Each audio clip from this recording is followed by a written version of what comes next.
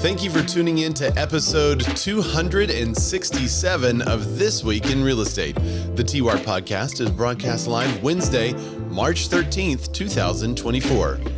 Housing challenges strike in 2024. There's a really good thumbnail too with a video of a lightning bolt. Anyway, this episode is brought to you by viewers and listeners just like you guys. And thanks to your support, we are now members of the YouTube Partner Program. Yay! So thank you guys for supporting us. And if you're joining us on YouTube, we can comment, I can talk about you, or just talk about your comment. Matt LaMarche is listening in multiple venues. He's also on Clubhouse, but there he is on YouTube. He says, hi, where's Olivier? Olivier can't join us today. He's got an appointment. So everyone else, we all have to make up for his absence. So thank you for joining there. If you're joining on Facebook and LinkedIn, you can also comment there and I can display your comments. And if you are on Clubhouse and you want to add your voice to the podcast, just raise your hand. As long as you have a bio and look like a real human, we will run the risk of adding whatever you say to the podcast in perpetuity. So thanks everybody for listening. This is a show that I would love for you to share right now to other people in the industry because I really want some opinions. We have one story coming up right off the jump that talks about the decoupling of commissions and agent sentiments about that. I was really surprised to see some of the stats in this article about how agents are currently operating and whether or not they will change. That's going to be interesting. But later on in the show, as we get into the economic portion, we're also going to be talking about the couple of news stories that you may have seen where you have to earn 80% more now in 2024 than you did in 2020 to afford a home. That is a crazy high statistic. So we'll talk about that and go in some detail. I want to hear what's happening around the country for you. I want to see if that's impacting your clients, if you're seeing that happen. So if you know any real estate professionals out there, send this to them. And title, if you're a title agent, I would love to hear your opinion because Biden said something in his announcement last week about the housing deal, about title insurance for refinanced mortgages. And so we're also going to talk about that and why he kind of ticked off the title industry a bit. So thanks for tuning in, and let's just get right into it. Now, BAM, which is Broke Agent Media, nowbam.com, they have a story that says, manageable challenge or healthy reset, agent sentiment on decoupled commissions. So I'm gonna share this article. I want you to see some of the stats on this one. It's really interesting the information that they are putting out there. Okay, here it is. This is a series. So that's where I saw it first. It was 1,000 watt. If you get the 1,000 watt emails, then you probably already saw some of these stats. I was wondering where I saw that first, but the survey responses, 45.79% of respondents practice in a state that currently requires buyer representation agreements. 54.21% do not. I didn't realize, half the people that they surveyed don't operate in a state that requires buyer representation. That's wild to me. I guess Florida is one of those because it's considered transactional state. And so they agents technically represent the deal when there are multiple parties and not one person. That's hard for me. Like your fiduciary duty should be to the person that you're representing wholly. For those working in states where buyer representation is not required, only 20.45% have a broker who mandates it. What? Only 20% of brokers mandate a buyer representation agreement in states where one is not required. 44.26 are using an MLS that made changes in response to the recent commission lawsuits, of which there are many, while 55.74% no change within their MLS. We have not had a change in our MLS. But at the same time, we've never been required to offer compensation to a buying broker, though it has always been suggested that there be some compensation. It wasn't a requirement, but it was a suggestion. And I haven't seen that suggestion go away. Maybe I should check the docs and see if it's still there, but I haven't seen it go away. The vast majority of respondents, 91.12%, report few, if any, consumers they've encountered have mentioned or asked about the commission lawsuits. I think this number is going to change. I think this number is going to change because of all the advertising I've seen saying it's just like oh man, I can't think of one off the top of my head, but all the class action lawsuits are out there and they have the radio ads. And if you've been impacted by the lawsuit, or if this has happened to you, call us for your free settlement consultation. That's the kind of stuff that that was actually kind of good. It was off the cuff, but kind of sounded legit. I think that's the stuff that we're going to see a lot of. And the more and more we see that, the more magazine ads that says, have you bought and sold a home in the last 2 years? If so, you may have access to thousands of dollars. Clubhouse is a bit spotty. It could be it is, Matt, it shows that I have full bars. So that may just be you. It's also showing that you're on the phone on mine. That's interesting. Jen Sylvester. What's up, Jen? She said in Massachusetts, MLS PIN no longer requires a buyer agent fee. MLS PIN is a current lawsuit where MLS PIN is now siding with the consumer and suing the boards up there, right? If I'm not mistaken, Jen. I'll check our watch. Okay, so of those who are hearing about the commission issue from consumers, 60.48 say it comes up in conversation most often with home sellers, while 39.52% say they hear about it more often from buyers. So roughly 60% are saying they hear it from sellers, 40% are saying they hear it from buyers. But that's only in 9% of cases where it's actually coming up. I have a feeling that's going to change big time. Okay, how worried are you about your business in light of the commission lawsuits? When asked to rate their concern on a scale of 1 to 10, with 10 being very worried and 1 being not worried at all, the average response was less than 4.17. Here's the chart on that. So 10.87 are not worried at all. 21% are number 2 worried. Unknown. Oops, hang on. Yep, it says do not disturb, but I was still disturbed. What's up, Scap? Nice to see you today, bud. All right, so 21.29% are number 2. So that was the highest. 17% are number 3, 10% are number 4, 11.3% are number 5.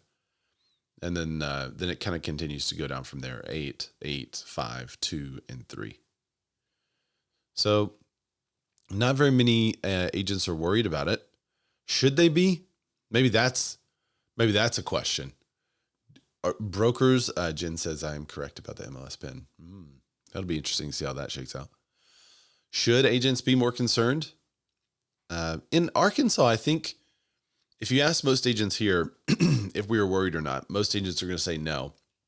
Because in Arkansas, in order to represent a buyer, you do have to have some type of representation agreement. Now, interestingly, we have 2 types of agreement. Actually, technically 3, but 1, you don't sign anything. If you don't sign anything and the listing agent has listed the home with something called subagency, then you're technically allowed to represent the seller and not the buyer, which is a weird thing. Absent from that oddity, there's 2 types of documents we use. One is an exclusive representation agreement. The other is a non-exclusive representation agreement. In the non-exclusive representation agreement, it basically says that the agent's going to take whatever the seller provides as compensation, which is a risk because if the seller says nothing, then the agent's saying nothing. In the exclusive representation agreement, there is an amount that the buyer is obligated to pay. However, it gives the agent permission to accept partial or complete payment of that fee from the listing firm or from the seller. In other words, the seller can pay this fee for you, or the listing firm can pay this fee for you. In the MLS, I haven't seen a whole lot of 0 commissions. Every now and then we'll see something like that, or a variable commission where you have to call and figure out what it is and kind of negotiate your fee. But that's not it is uncommon, but it's not, what's the word I'm looking for? It doesn't happen very often here, but it has happened, I guess you could say. So I think most respondents in our marketplace would say that they're not worried at all about this. I think one of the reasons they're not worried at all about this is because no one has taken the risk to do it. And I think the first agent that jumps out there and says, hey, we're listing this and it's going to be zero on the buyer agency commission, I think you're going to see those worried numbers tick way up. And you're going to see that happen because of the lack of the skill level or the skill set for the buyer agent to be able to communicate their value to the buyer and secure a fee. That's when you're going to have issues. So I would say give this chart another 2 years. And once you see real estate agents using the buyer broker compensation as a tool to list a property and only charge one side on the commission and zero on the buying side, and see how many they can list like that, that's when I think you'll start to see this chart reverse and more agents will be worried about it. But I think the agents who are worried about it are probably also the agents that have a hard time negotiating their commission with sellers and proving their value with sellers too. 87% failure rate for the first 2 years for a real estate agent. If that's the failure rate, then I think you're going to have a lot of agents that can't secure the commission. They're going to be wondering, well, how do I get paid? I'm going to do a different job. Jen says, even regarding the MLS Penn lawsuit, we haven't seen any changes in buyer agent compensation yet. Wow. With such a highlight case for you guys, that's pretty wild to me. I would think that there would be more happening immediately. All right. So any comments on this? Matt, Jack, I just saw you unmute. What's up, man? Hey, Ray. So I'm in Massachusetts with MLS Penn, and we are generally a state that does not have buyer agreements up until now. I am part of a company that is from Connecticut that does mandate buyer agreements, or at least they use them quite often. So I think the timing on this whole thing is very fortuitous because, if we were trying to deal with this 2 years ago when we were more of a transactional instead of a relationship mode, if you will, people would be freaking out. But, with the slowdown of 2023, I think that, a lot of the people that jumped in and grabbed a piece of their pie are probably getting a taste of what the business is actually all about now and not as active anyways, where good practitioners are going to be up in their game and showing their oaths to their buyer clients. And that's what I did in 2023 was, redo my database, put a lot of added benefits to buyers so that they could see the benefit that I was providing. And now I'm doing buyer agreements, and we haven't seen anything happen with the MLS PIN. We still have the compensation line in there, but we're told that that's likely going to be going away. So brokerages aren't doing nothing. They're certainly preparing for it. My company's preparing their agents, and I know other companies that are preparing their agents for it. But I think it's coming. I think it's great. I think it's great for good agents, and at the end of the day, I think it will discourage people to just jump in and grab a piece of the pie. Yeah, it's good for great agents. I like how you stated that. What's up, Matt? I was just going to say, Jack, keep your oath to yourself. But additionally, if this hasn't already been part of the conversation, like, I don't know about you guys, but like when I go to get a listing agreement signed, typically it has my fee on there. And then on the other side, when I have a buyer brokerage agreement, it also has my fee on there. So I'm still trying to figure out how people haven't already communicated what their fee is. Yeah. Is this different in Georgia than it is everywhere else, apparently? Yeah. Genuine question. Yeah, that's our listing agreements have 5% on them, and then have a percentage on them, and then they have a split on them that tells the seller how much is being paid to the buyer's agent or facilitator.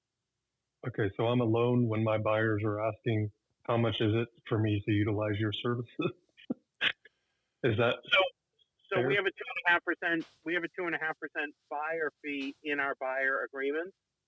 But if that comes from the deal, then it doesn't come from the buyer. So if it comes from the deal, so if the seller is paying it, then the buyer doesn't have to pay it. That's what it is here too. Correct. But I mean, why? That's so interesting. I guess because part of the problem there, Jack, was that in order to post a property on the MLS at the time, you were required to offer compensation to the buyer side. In our marketplace, it's not required, and maybe that's why we haven't had the lawsuit happen here yet. I don't know. But that's very interesting. We also have the same thing, Matt, where we break down the sides. But one differentiation with our contracts is that our brokerage is collecting 100% of the fee. Then we communicate with the seller on what they are okay with us paying for the buyer side. So it's us splitting our fee with the buyer. It is not the seller paying the buyer agent fee. And I think that is a differentiation in our area, maybe than, the lawsuit is Missouri, which is just north of us. So maybe that's a differentiation. I'm trying to get clearer on what that differentiation is, but I think that may be it. Well, no, that's exactly right. And I have a buyer that we made an offer on a property last week.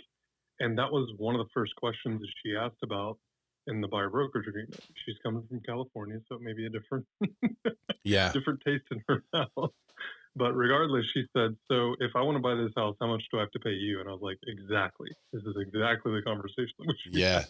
Yeah, that's true. Now, it's on the buyer brokerage agreement, so it's there. But again, this is one thing that I've educated my buyers on since I started in real estate. I just didn't realize people weren't having this conversation. Yeah. But honestly, this is a good filter that, like, if you're not having that conversation, you probably should, number one. But number two, get a little more comfortable talking about money in general, because you're about to do a lot of it. I mean, you have to get paid to do the job. We're not a not-for-profit.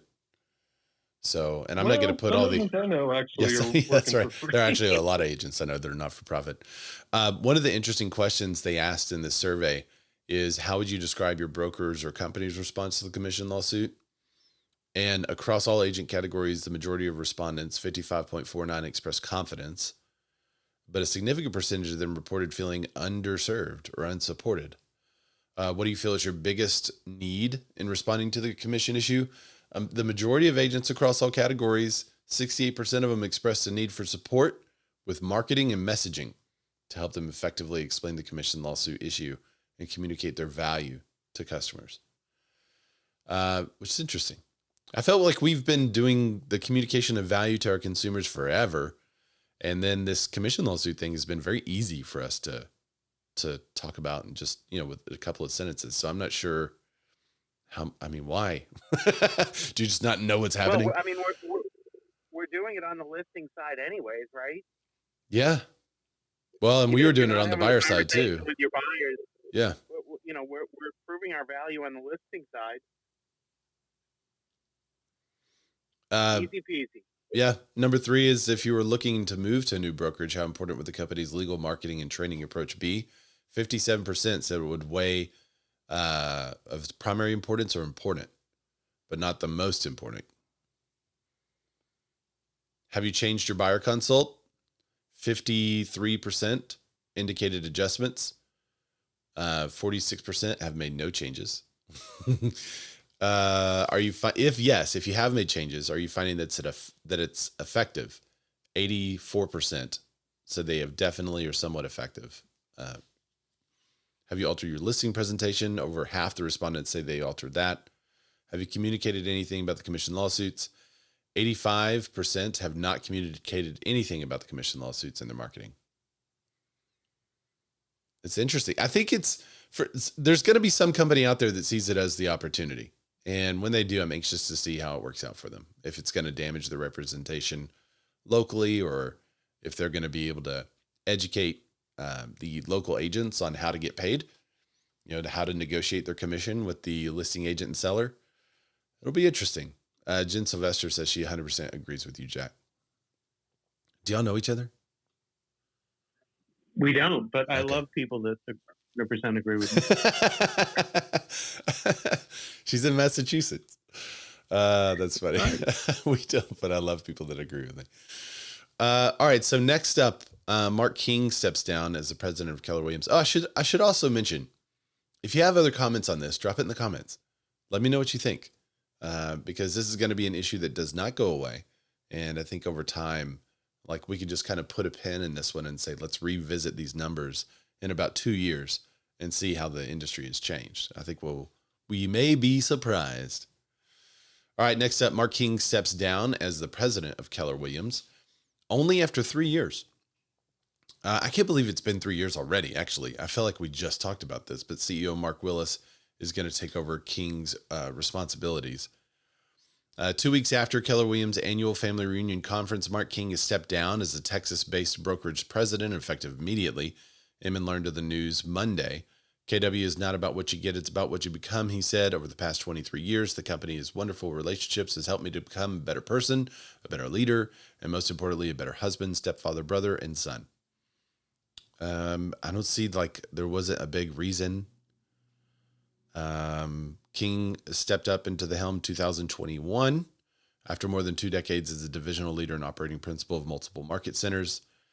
Today's bittersweet, chosen to transition to a different role, excited about the future, not going anywhere.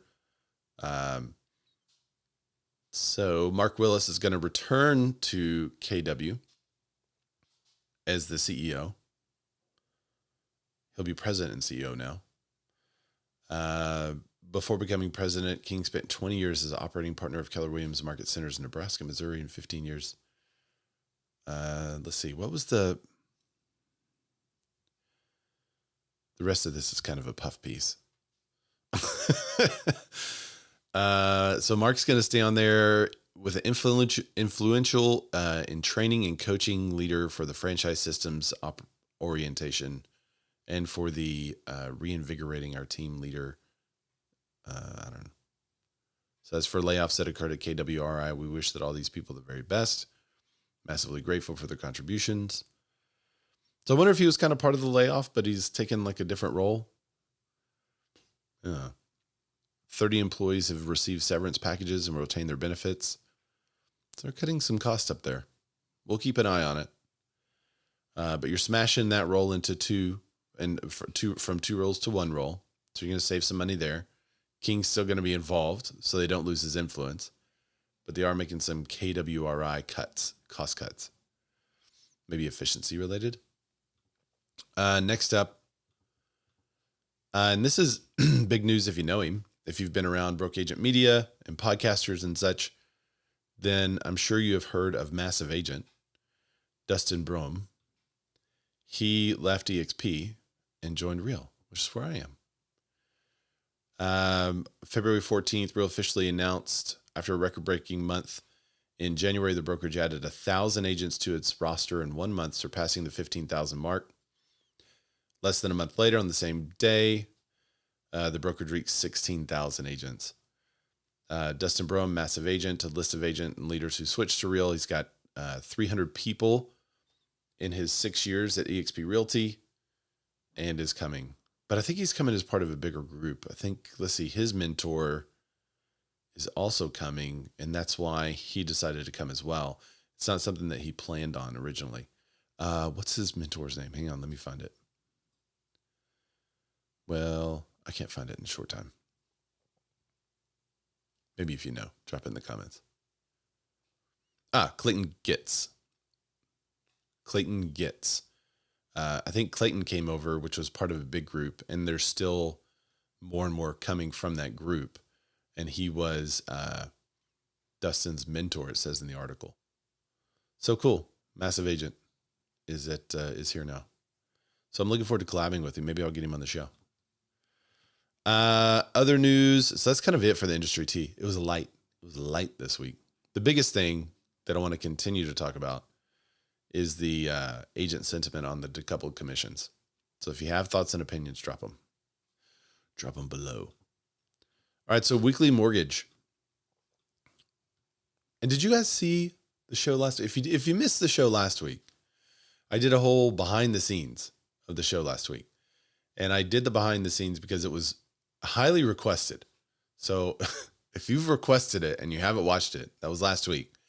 You will still get all the news from last week, but I showed you live how I choose news articles. And then we went in and read some of those news articles as I was choosing them too. But this is the one, if you remember from last week, that I said they publish it every Wednesday morning. Did somebody unmute? Yeah, Jack. it was me. Did you sound on this time? Did I what? Oh yes, I had your sound on. Yeah, for those of you that don't know, the first time I recorded like an hour and 20-minute video about how I do everything behind the scenes and pushed it out one week when I was out of town and there was no sound. Because it wasn't a live video, I didn't have the feedback of people saying, "Hey, I can't hear you." So that was terrible. I can't wait to watch it. I'm sorry. Yeah, good. Yeah, somebody, it may have been you, Jack, but somebody mentioned, yeah, it was you. We were in that mastermind and you said after I mentioned having a big screen, now it's just, or was it Mike? I can't remember. I'm sorry. No, that was me. That was you. Yeah. Yeah. Now you see my eyes like trailing around the big screen during the show. You can't help but notice. All right. So let's talk weekly mortgage demand. It jumped again as interest rates fall just below 7%. I think 6% is the new 4%. For years, the rate was low. It was like in the 5s and 6s. And then every now and then it would drop into the 4s and a lot of people would refi. A lot of people would run into like purchase a home or go ahead and make their application. I think 6 is the new 4 because at 7, you just don't see an increase in the number of purchases at 7.1, 7.2, 7.3, 7.0 something. But as soon as it gets to like 6.9, 6.8, suddenly you have an increase. So I'm going to call it 6 is the new 4. Mortgage rates swung slightly lower last week, fueling a significant jump in the mortgage demand for the second straight week. Total application volume rose 7.1% compared with the previous week, according to the Mortgage Bankers Association seasonally adjusted index. Mortgage rates dropped below 7% last week for most loan types because of incoming economic data showing a weaker service sector and less robust job market, with an increase in unemployment rate and a downward revision on job growth in the prior month, said Mike Frantantoni, Senior Vice President and Chief Economist at the Mortgage Bankers Association. As a result, applications to refinance a home loan, which are most sensitive to weekly rates, rose 12% and were 5% higher than the same week a year ago. Applications for a mortgage to purchase a home rose 5% for the week, but were still 11% lower than a year ago. Homebuyers are up against more than just high interest rates. They're also looking at sky-high home prices. And we'll talk about the affordability very shortly. Matthew Graham, Chief Operating Officer at Mortgage News Daily, said it suggests that the market is starting to see more convincing signs that inflation and economy stand a better chance to deliver rate-friendly news in the near future, as opposed to news that would cause a big resurgence. What is this article you just shared, Matt? Let me try to. I can't click on that, Matt. Can you put that article in the? Can you put that article in the contributor chat? What's up, Jennifer? Jennifer Eskeman joining us. How you doing? Jen adds that the VA buyers are not allowed to pay anything, including commissions. So if commissions are decoupled, then vets no longer have a buyer representation. That was a strong point that I made a couple of weeks ago as well. So they're going to have no choice if all this goes through, but to change that rule. But still, then you have people that have been disenfranchised. So that's what I said last time. Even if they fill the hole for the VA, you still have issues where people now can't afford a home because you've made it more expensive because they have representation. So it's going to allow more opportunity for people to discriminate. Dun, dun, dun. Okay, let's go to my next. I'm closing tabs. You'll be proud of me, everyone. So many tabs. All right, so a mixed bag jobs reports keeps the Fed on track for a June rate cut. If you missed the last non-move that the Fed made, there was a lot of talk about how they were signaling to a potential rate cut in the future. This report is from Redfin, and it says that the last jobs report, the jobs report this morning, and that is March 8th. So this was towards the end of last week. The jobs report this morning was pretty mixed bag, with higher than expected job gains for February, but also higher than expected unemployment rate and large revisions to previous month's job gains. Overall, this data shouldn't push the Fed too much in one way or the other, but it definitely paves the way for a June rate cut if inflation data also cooperates next week, which we'll talk about in just a second because we have some inflation data. The economy added 275,000 jobs in February. That's more than the 200,000 expected by forecast. However, December employment was revised down 43,000 and January by 124,000 for a total of 160,000 fewer jobs than had been previously thought. How do they get... Is someone out there that could chime in the comments and tell me how they get the numbers that wrong with a revision that massive? The unemployment rate unexpectedly rose from 3.7% to 3.9% due to an increase of 334,000 unemployed people. Forecasters had expected the unemployment rate to stay the same. Average hourly earnings were up 0.1% month over month, woohoo, and 4.3% year over year. But that's below expectations of 0.3 and 4.4. I would question every piece of data coming from a government bureau right now until November. Yeah. Just because, look at earnings reports and forecasts from big companies like UPS and FedEx. Yeah. That, are a pretty good example of what's happening in the economy. And I would put a lot more faith in that than the BLS or anything like that. I agree. It's interesting to see some of the revisions and how, what was good news is now not so good news. And we'll keep an eye on it. But the interesting part about this to me is that we are in a place where good job numbers have a negative impact. Isn't that wild? Good job numbers have a negative impact. And this is all because of the Fed's two-part goal, I guess you could say, right? Their goal is to keep inflation down, to keep the prices on stuff moderate so everybody can afford it, but also to keep people employed. They want the employment numbers to be high. The problem is if the employment numbers are really high, if almost everyone has a job, then they all have money. We start to expand the economy, which they took the Fed rate down to 0. So people were able to expand the economy, their businesses during the COVID. When that happened, the Fed has not caught up on the downside yet. So now you have still more orders out there. More stuff is more expensive because more people are ordering it. If you had 10,000 widgets and you had 11,000 people that wanted the widget, then you could raise your price. And that's basically what's happened. So inflation is still happening. But if you had 10,000 widgets and the 11,000 people that wanted it, 5% of them lost their job, and suddenly you have less people that want your widget, so you're going to charge a more fair price. That's an oversimplification, of course, but that's the state we're in, where the better the jobs, the more people that are ordering stuff, the more producers can't catch up, and then the higher the prices go. And that's happening on everything, not just widgets, but that's also happening with houses and bread and gas and whatever.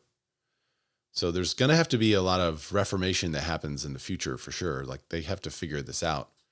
But I'm not so sure a rate cut is going to be so clearly in the future, given some of the other data. So we have a hotter than anticipated inflation report, which is what we're getting to. So inflation rises 3.2% in February.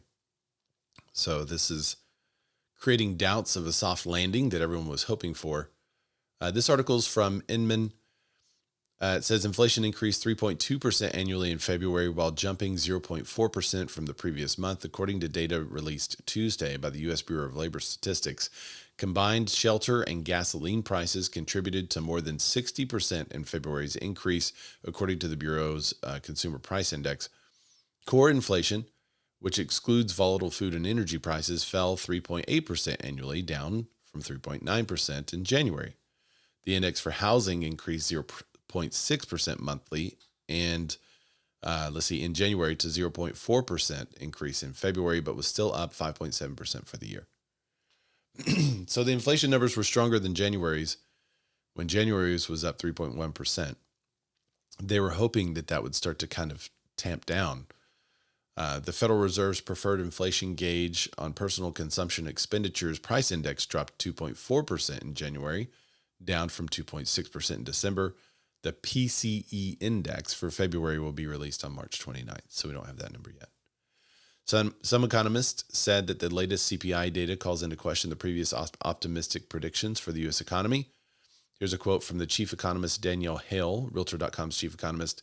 Today's inflation data put a question mark on whether the economic soft landing that is currently widely expected will actually be achieved. The updated inflation numbers came 8 days before the Fed's next meeting, which is widely expected to yield no change in interest rates. The lack of significant deceleration in inflation supports predictions that the Fed will not move to reduce rates until the later half of 2024. We'll see. I mean, if the inflation keeps going up like this, though, they're just going to wait and not do anything, not lower the rate.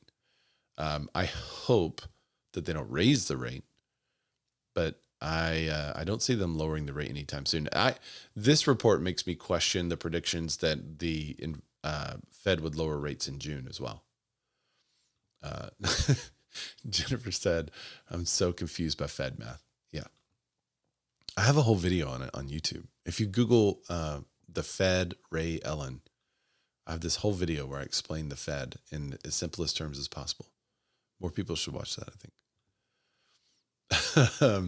So Redfin also did a report on the inflation data. Hotter than expected inflation report will push mortgage rates up slightly, but there's still no reason to panic. Core inflation came in slightly higher than February, which we just talked about.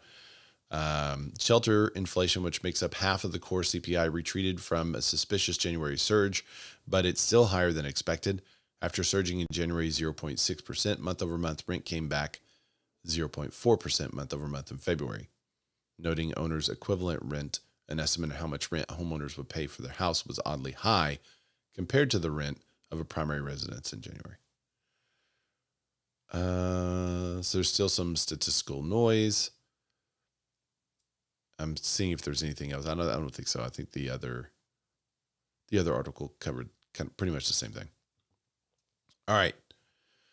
So we've been talking about the increase in prices, but just how bad is it? How bad is the affordability?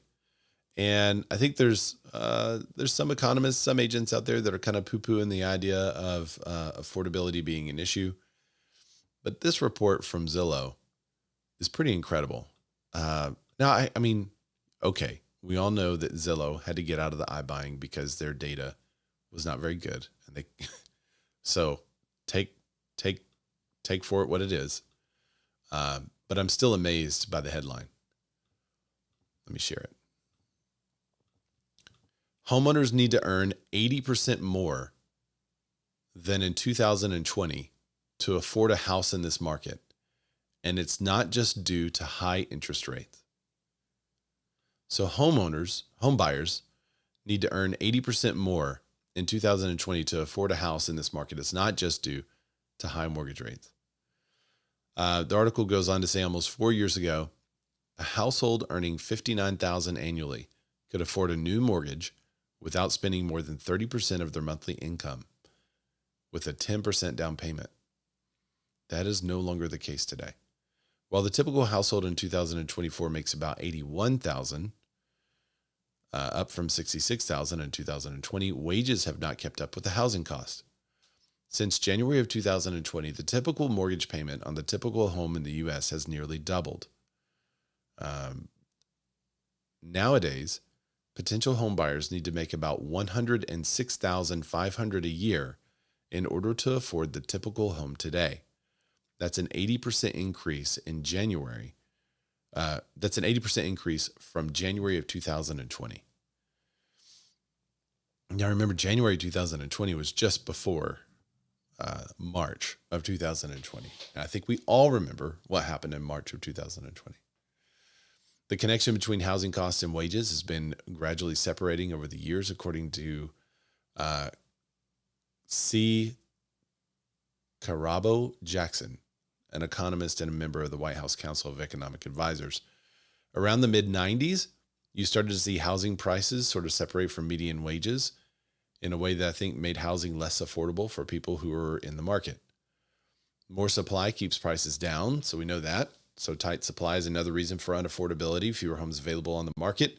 So you have more buyers that want the widget, like we just said, so prices are going to remain higher because there's not enough widgets, not enough houses. The number of housing units built throughout the years has been declining, and slow supply is rooted in restrictive land use and zoning regulations, according to experts. If we had, and I love this. This guy, what's his name? Divoni, Divoungui. Devon guy. He said, if we have a supply problem, we need to have a supply solution. Land use and building regulations across the country make it difficult in more markets to build new homes, especially the inexpensive homes. To increase housing supply, local policymakers would need to lower the barriers for builders by easing land use and zoning regulations, which determine factors like maximum height of a building, maximum size of a lot. For example, some local areas say you can't construct buildings more than 3 stories high in a particular area, which means high-rise buildings that could house about 100 people are out of the question. Instead, you have a house and maybe 5 people. The more supply helps keep prices down. So the more houses that you make available, the more that's going to sort of ease pressures. So the article goes on to talk about the supply side economics of it. I fully 100% support that. I don't really like the idea of high rises everywhere, but there definitely needs to be more housing supply. And we have seen the multifamily market explode and then start to pull back a little bit as the multifamily investors aren't getting what they once thought for the, as far as rates go, as far as rent rates go, because it's slipped a little. But I don't believe that multifamily is the answer in our market. In my market, multifamily is not the answer. In my market, it needs to be a lot more development under $350,000 because we have a ton of homes being developed over 400, over 500, or 600. We need stuff in the 350 range. And if I had stuff in the 350 range, new construction, I could sell that all day, every day, so fast. But every builder that I'm talking to says it's almost impossible to build at that price in our area, which is sad. And part of the reason is because of land use and restrictive zoning. I heard someone unmute. Hey, Did you want to add to that? What's up, Jack? So Massachusetts is super dense, a lot different where you are, and half of the cities and towns in our state have some sort of a connection to our transit system, trains and buses and subways and all that. Our governor, our previous governor, has put a mandate out to to all of these cities and towns in the state to increase their zoning capacity by 10%.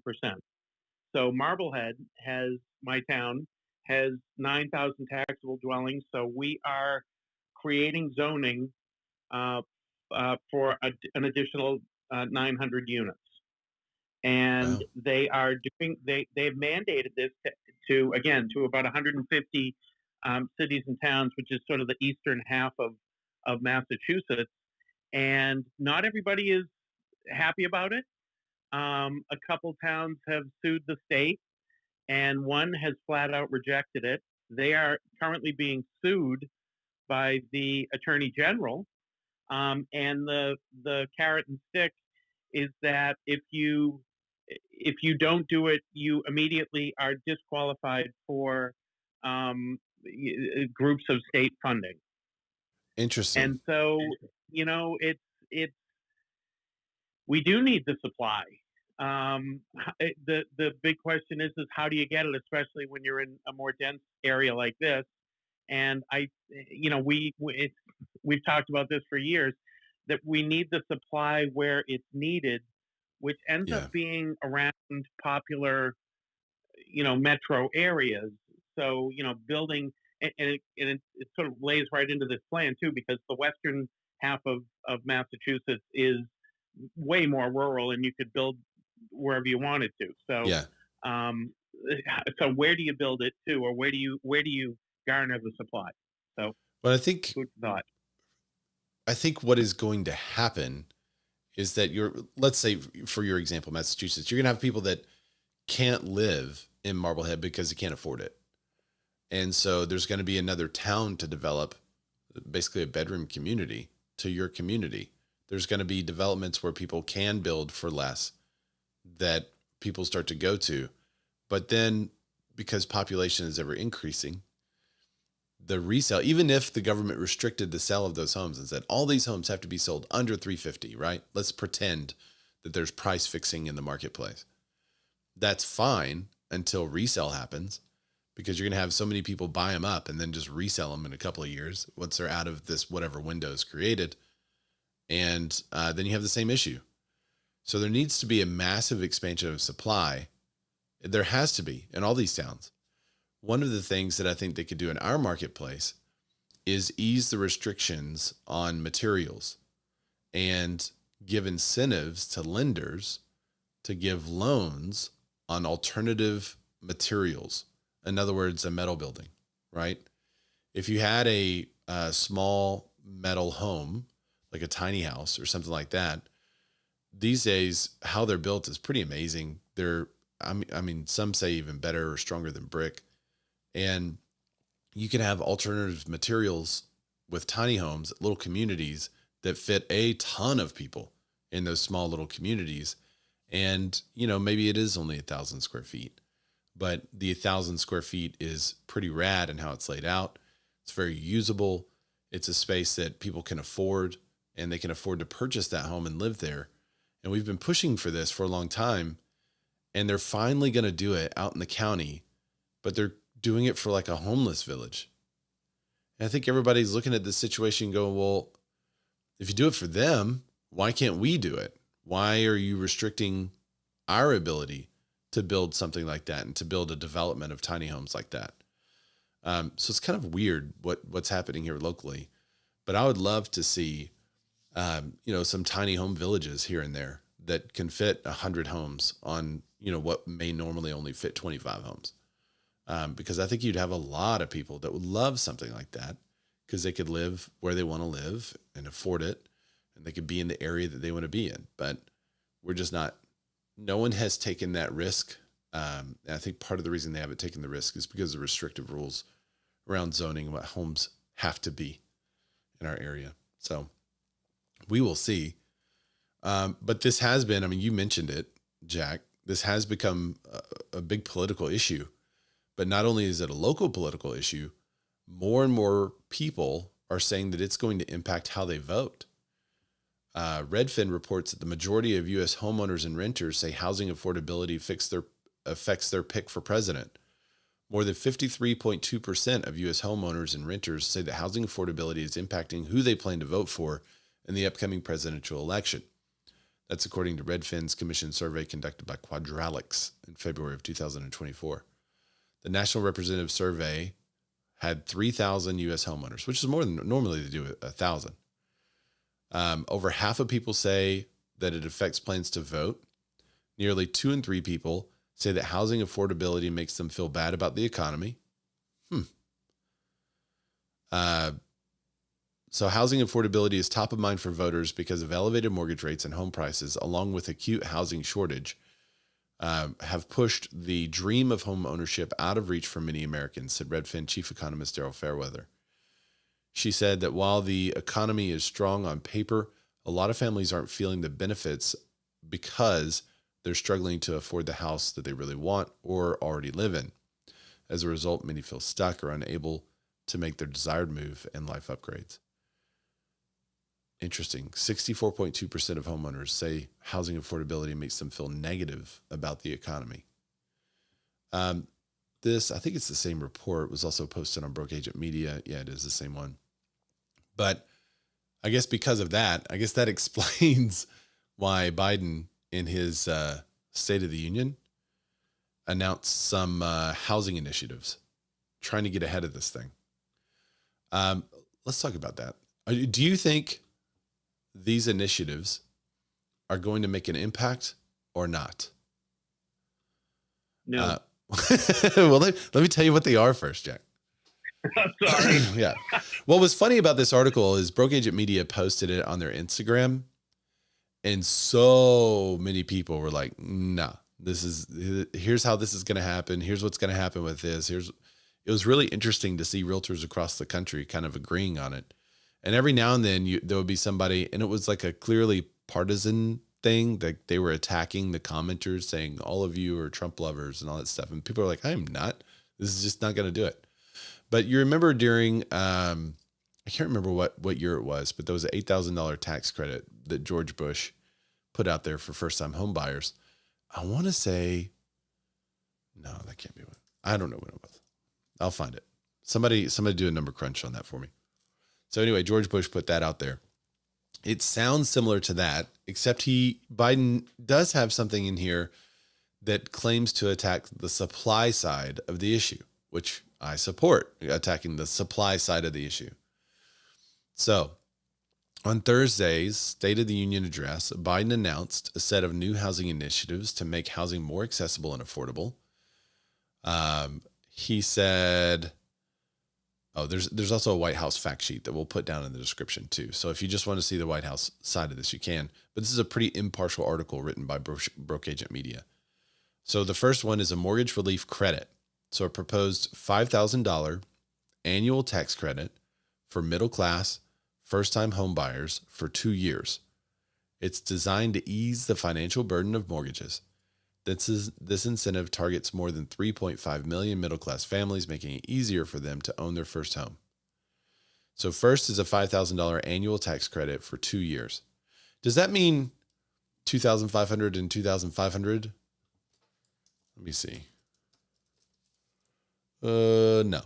He said $400 a month, I think, in his speech, which is $4,800 a year. So I guess it is a total of $10,000. I might need to check the White House fact sheet on that to make sure I got the math right, the political math right on that. Yeah, it says a $10,000 tax credit for first-time home buyers and people who... Oh, wait, that's different. No, first-time home buyers, yeah. Yeah. So it is $10,000 total. So $5,000 a year for 2 years. This is equivalent to reducing the mortgage rate by 1.5 percentage points for 2 years on the median home. So that's first. I think in general that's good, but doesn't that mean that more buyers are now able to afford more homes and it will keep prices up? Isn't that what we just said? That if more people can afford a widget and if I had 10,000 widgets like we were talking about earlier and 11,000 buyers for the widgets, and then I said, hey, we're going to give everyone who wants to buy the widget $5,000. Like, how much do you think the price of the widget is going to increase? $5,000, because you still have 11,000 people that want it. And everyone was given the credit. It could make first-time home buyers more competitive for homes that are considered first-time home buyer homes. I guess that has more to do with the buyer than the home itself. But we'll get into how a home is judged in a minute because there is some assistance for that. But I guess that may make first-time home buyers more competitive with other offers that are out there. So if you're looking to buy your second home because you've already bought a home, you're not eligible for the $5,000 annual tax credit. So you could be pushed out by a first-time home buyer that is buying that home. That's interesting. Too bad for you. Down payment assistance for first-generation home buyers. There's an initiative offering $25,000 in down payment assistance for a first-generation home buyer to overcome the barriers to home ownership, benefiting approximately 400,000 families. There was some hubbub over this that people were talking about it, and they were people that were first generation, but maybe not technically first generation. What do they consider first generation? Which I thought was an interesting statement. Basically, if my parents are illegal and they bought a home, am I still a first generation homeowner? I don't know. It was interesting. Online, they were all up in arms about that for some reason.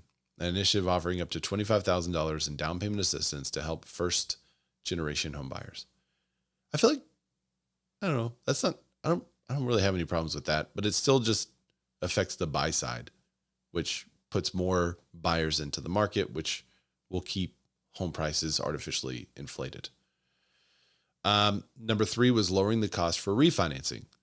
So we'll talk about this one in the next article, and this is where I want your title agents to chime in. So go text your title agent and tell them to tune in now so they can hop up here. Building and preserving homes, tax credits for affordable housing construction. The expansion of low-income housing tax credit will build or preserve 1.2 million in affordable rental units, in addition to neighborhood homes tax credit and initiative to construct or renovate 400,000 affordable homes. I think that does help the supply gap some. I like that. I'm fine with it. Housing expansion, a $20 billion competitive grant fund would support the construction of affordable multifamily rental units. All right, lowering costs for renters. The rent gouging by corporate landlords with strike force on unfair, illegal pricing. Biden aims to curb illegal behaviors, including information sharing and price fixing and rent inflation. Fixed price fixing. How do you do that? By making them lower? You fix them lower? But what they're talking about with the price fixing is that there are all these renters or landlords, all these landlords that were using a specific program. And on that program, you could see what every home was renting for. And similar to home sellers, seeing what comps are. And then they would adjust their rent by that price, which is interesting because I guess you doesn't Zillow do that? Could you just look on Zillow and see what people are renting for? I don't know how you would stop that from people pulling rent comps. And we do that for our investors all the time. We ask our property managers to pull comps in the area to see what homes are renting for in that area. So, and then our property manager says they're about this. I think the rub was that the software was doing it automatically, making recommendations for them, and that the software was way more advanced than a person would be in coming up with the price. So they were able to increase rents at a rate that is not normal. Rental junk fees. The plan aims to eliminate excessive junk fees in the rental market, ranging from convenience fees to charges like basic services like mail sorting and trash collection. All right. So let's hit it. Jack, you said this isn't going to help. Why isn't this going to help? Everyone loved Bush's tax credit. Why don't we love Biden's tax credit? Well, I guess I'm going off of it was a bit of a knee-jerk reaction. Before you took your next breath, I think I got that out. No, I love it. So what I'm seeing with a lot of the programs that you just talked about, there might be some that incentivize developers that make sense, but what I'm seeing is when it comes top down to the communities for development, the communities are defensive, and now they're doing everything that they can to design this increase of supply to have as minimal impact. So the state is telling us that we need to create zoning for additional housing. It doesn't tell us that we need to create the additional housing. So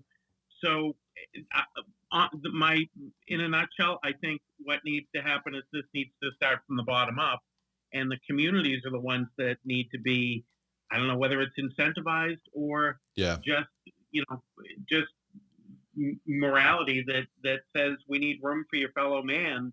How are we going to help our fellow man?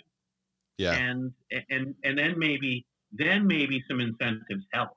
Everyone wants to do it, but not in my backyard. Forcing a round peg in a square hole if it's coming top down. Well, I think a lot of people think that's a great sentiment, but nobody wants to do that in their backyard. And somebody posted on Instagram, this is why we have a supply housing shortage. And they showed a town hall meeting where all these seniors, I guess you could say, were fighting a new development that was coming into the town. And they were, shouting down basically the city council and all up in arms about it, about the new development that was going to build new affordable homes. And they were saying basically no. I think you see that a lot. One quick thing. Yeah. One quick. I happen to be the town moderator for our town meeting here too. So this is great. Please record your town hall. in May. It'll be YouTube. But so the approach that I think would have been better coming from the state of Massachusetts to all of the communities would be that you need to increase your housing supply or your zoning capacity by 10% within 5 years. Come back to us in 5 years and show us how you're going to do it. And that's a lot different from saying you have to do it by this date. So Yeah. I think there are some nuances in the way that it can shift from being a mandate to a partnership in creating more supply. Yeah, I would agree with that. I think one of the biggest differences, I've kind of asked this tongue in cheek for people. Why did you love the Bush $7,500 buyer incentive, but you don't like the Biden one?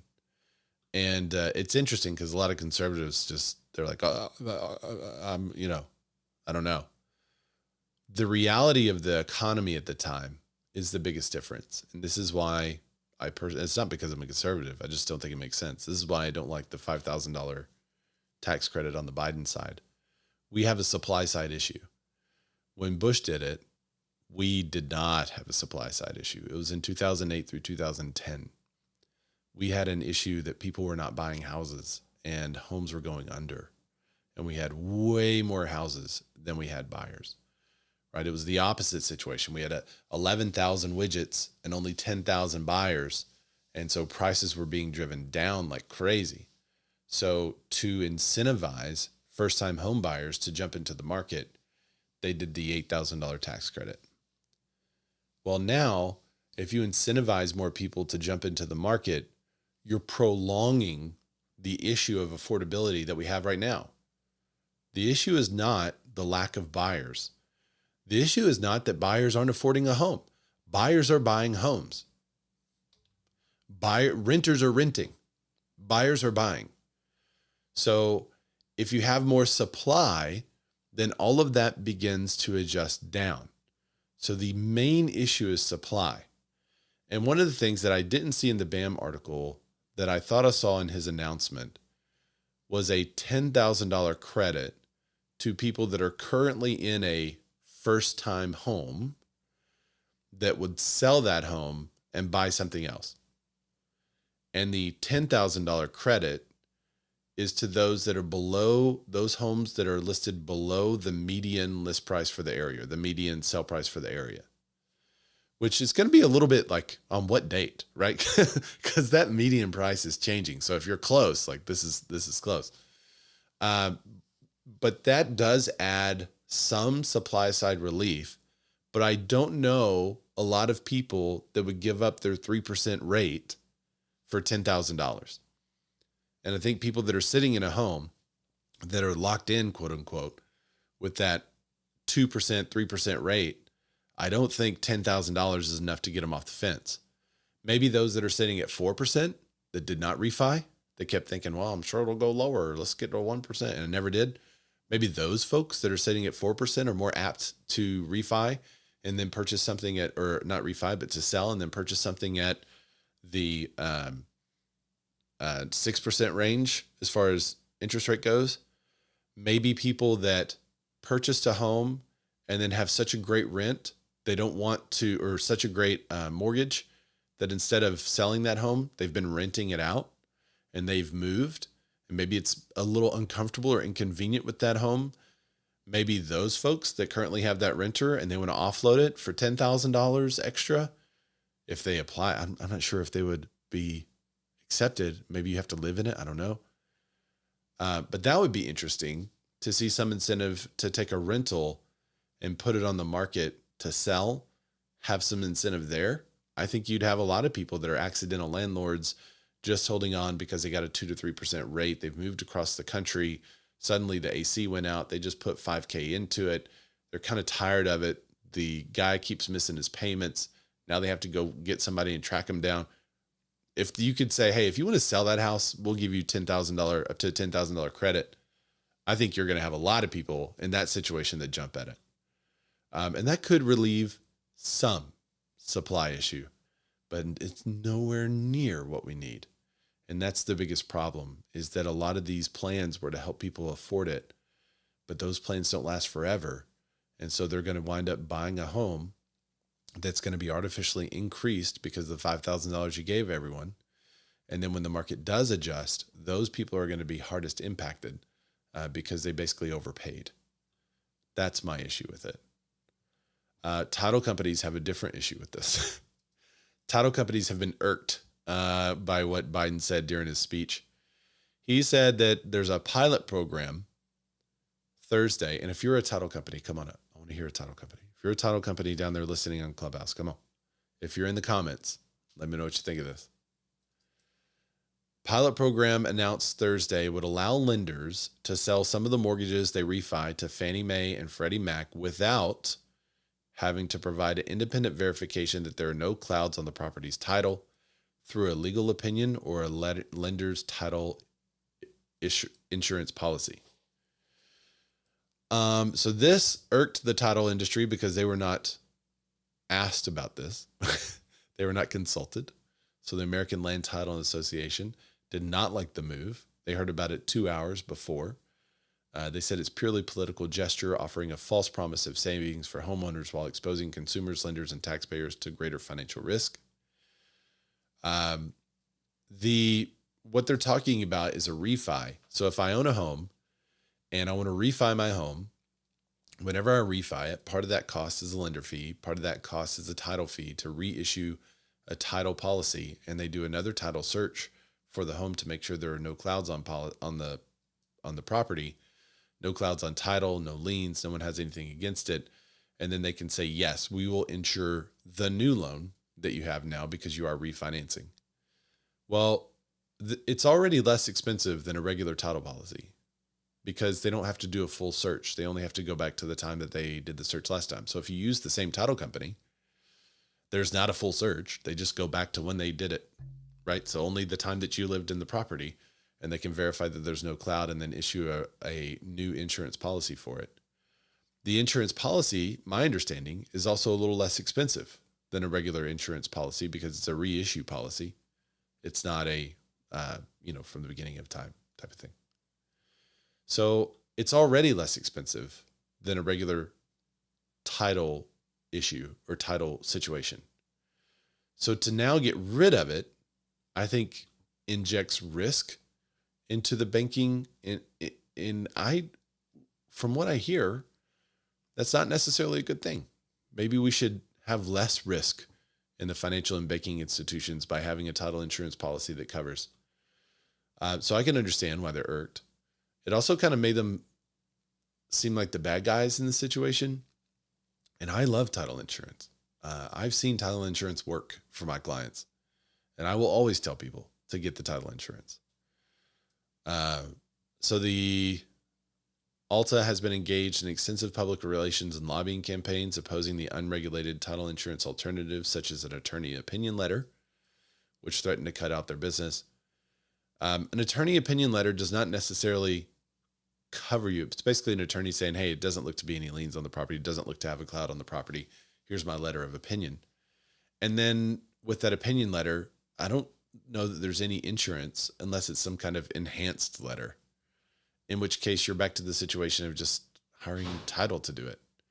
One of the things I'm curious about is what's the price difference in having an attorney opinion letter versus a title insurance policy, because you still have to pay the attorney. So that's interesting too. So this is from the Alta CEO, Diane Toom. She said Fannie Mae's decision to expand the allowance for attorney opinion letters in lieu of title insurance to loans purchased on condominium units will expose additional consumers and lenders to unneeded risk and weaken the protection of property rights. The title insurance provides more comprehensive coverage, particularly related to risk not necessarily discoverable by a simple public record search. Was it only condos? Wait, she said condos. She may be talking about last year, December. Yeah. In December, Fannie Mae expanded the use of attorney letters to include loans secured by condominiums, and that was her response to that. I'm looking for any other quotes in here. If you're if you have an opinion on the title, feel free to give it to me.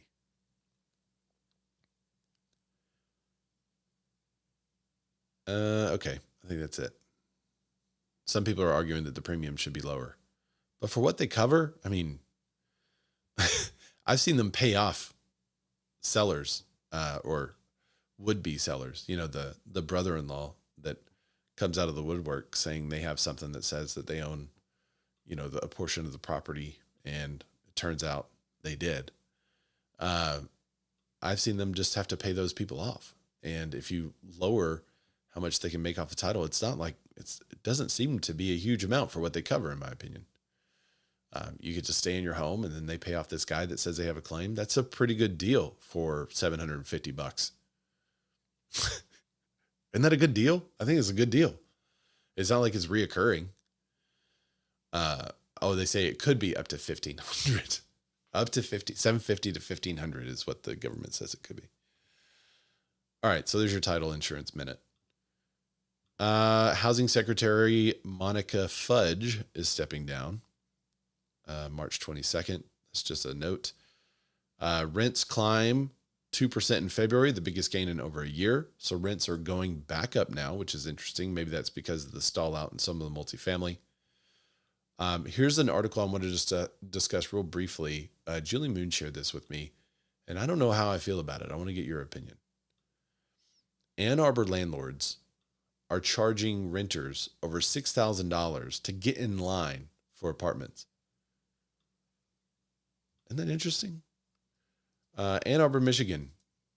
A lot of Michigan, Massachusetts, Northern M-related news today. All right, what does it cost to get in line for an apartment in Ann Arbor with no guarantee it'll become available next year? In 2 cases cited by Ann Arbor Tenants Union, landlords have charged fees well over $6,000. City Council member Travis Radina said she plans to bring forward an ordinance to ban them.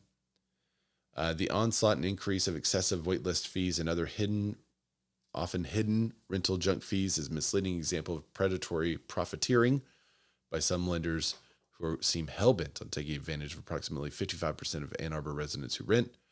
The fees in some cases aren't refundable. There's no justifiable reason for a non-refundable waitlist fee, especially by some exorbitant and extreme examples we've heard throughout the city. So if there was no justification for it, this is my gripe. If there was no justification for it, then why would people pay it?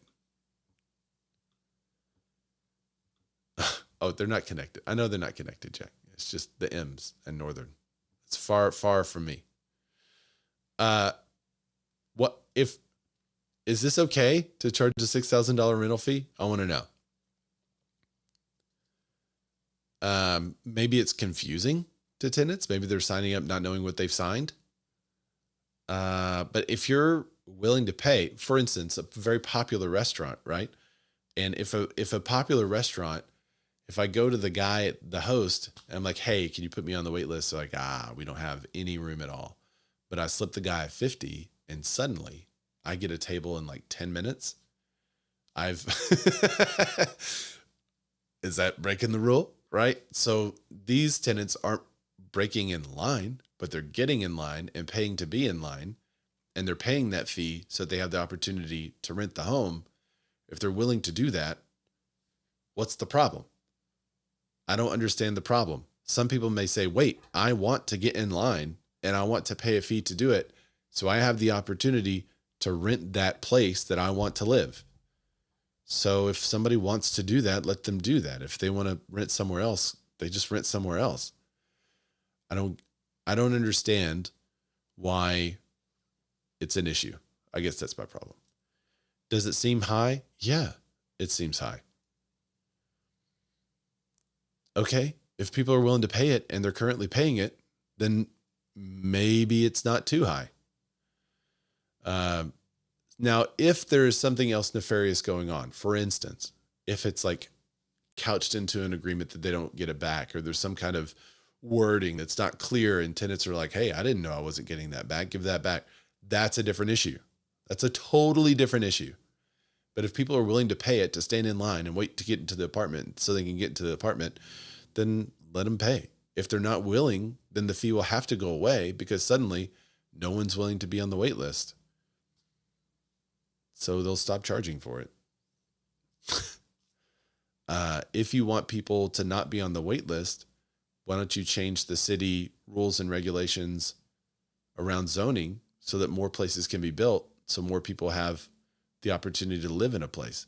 Maybe that's how we fix it on the supply side.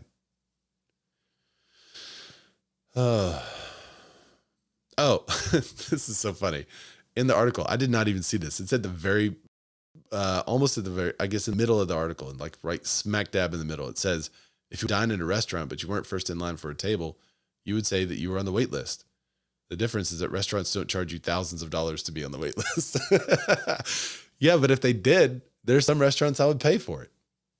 So there's other restaurants I would not. It depends on how badly I wanted to end in that restaurant. I wanted to eat in the restaurant. All right, so that's a story that's out there. I would love your. Jack says, against everything we were just talking about for supply and affordability. Yeah, you're saying that the city, the fee.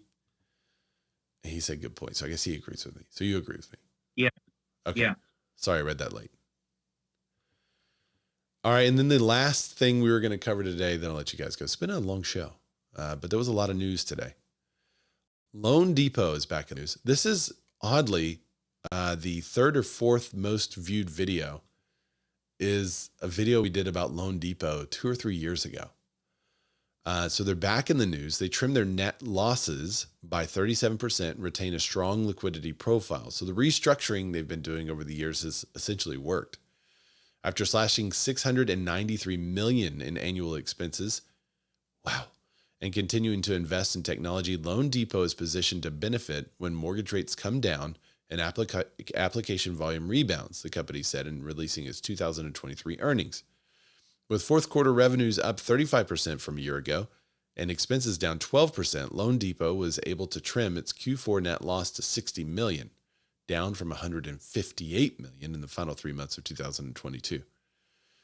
And that's when they did a massive layoff. And a lot of these big clearinghouses for lenders hired a ton of people during the boom of 2020, 2021, made a ton of money, and then were way overextended and didn't really figure that out until much later. I think LoanDepot was one of those because when we talked about their massive number of layoffs, that's when we had a lot of people chime into the comments, say, I was one of those. I used to work there, and they kind of gave us some insight on it. Purchase loans accounted for 76% of originations by dollar volume, up 19% during the first quarter of 2021, as higher rates discouraged homeowners from refining. I think that's about it from LoanDepot. Shares in LoanDepot, which in the last 12 months have traded for as little as $1.14 and as much as $3.71, dropped 4% on the after hours, closing at $2.54. So there you go. LoanDepot is back in the news. I think we're probably going to see a lot of updates on these big financial institutions because the last time we heard about them, they were all trimming losses in preparation for this coming year, being a little slower than expected due to the remaining high rates. So we'll see if they're able to continue to be profitable. And just like that, that's all we got for today. Yay. And this, I've licensed this song, just so you know, guy. I got a copyright thing about this song right here. And I had to show them my license. Say, no, I bought it. But thanks everybody for joining the show this week. We will be back next week. On March 19th, I'll actually be in Dallas. So if you are in the Dallas area, reach out to me. Maybe we can hang. Let's see. Yeah, Tuesday, March 19th. I'm going to, Sharon Srivatsa is going to be speaking there about the buyer stuff. So if you're in the Dallas area, let me know and I'll send you an event invite for that. I'll probably be coming in on the 18th and then leaving evening of the 19th. So if you're there, I'll see you there. But next Wednesday, that means we'll be back in studio. So we'll be back here for another show. And then the Wednesday after that, the 27th, will be a listener show. So if you listen to the show and you want to appear on the show as a guest on video, reach out to me and let me know via Instagram, Razorback, RAYZORBACK. And I will see you guys next week. Bye, everybody.